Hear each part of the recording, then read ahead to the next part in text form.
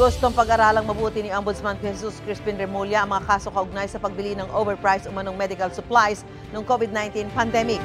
Kailangan daw tiyaking matibay ang mga ebidensya bago tuluyang isalang sa pagdinig ng Sandigan Bayan. May unang balita, si Salima Refran. 2 araw pa lang sa pwesto, binabalikan na ni Ombudsman Jesus Crispin Remulla ang mga kaso kaugnay ng bilyong-bilyong pisong formally scandal. Kaugnay ito ng pagbili ng overpriced umanong medical supplies sa gitna ng pandemya noong Administrasyong Duterte. Pinababawi ni Remulla ang mga hindi pa naa-arraign na mga kaso sa Sandigan Bayan upang muling masuri ang mga ito. Kasi nga, ang gusto ko kasi mangyari talaga, when we file the information with the Sandigan Bayan, ready for trial na lahat. And I don't feel that kind of air yet within the complaints that have been filed.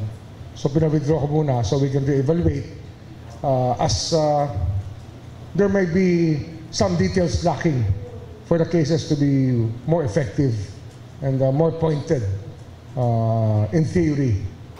Sa ngayon, hindi bababa sa 4 na kasong nakasampa sa Sandigan Bayan kaugnay ng formally. Kabilang sa mga na-arraign o nabasahan na nasakdal si dating Department of Budget and Management Procurement Service Head Christopher Lau at 4 na iba pang kasama sa PSDBM na siyang humawak sa procurement ng mga personal protective equipment o PPE noong panahong yun.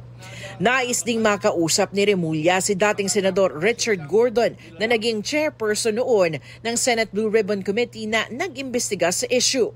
Matatandaang sa draft partial report noon ng Senate Blue Ribbon Committee, inirekomendang isama sa kaso si dating Pangulong Rodrigo Duterte.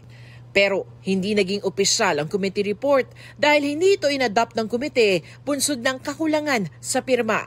Para lang malinawan ng lahat at kung bakit hindi ito isinama o kaya kung bakit o anong tingin nila sa nangyaring unang draft ng complaint.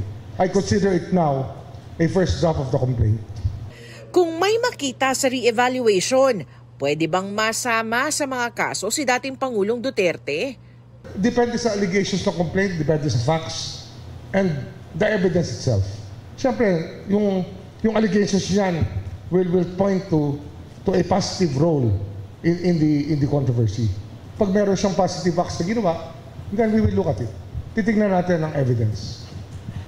Nakatakda namang ilabas ng Office of the Ombudsman ang mga patakaran para sa pagsasapubliko ng mga salin ng mga opisyal ng gobyerno. Ito ang unang balita sa Salima Refran para sa GMA Integrated News.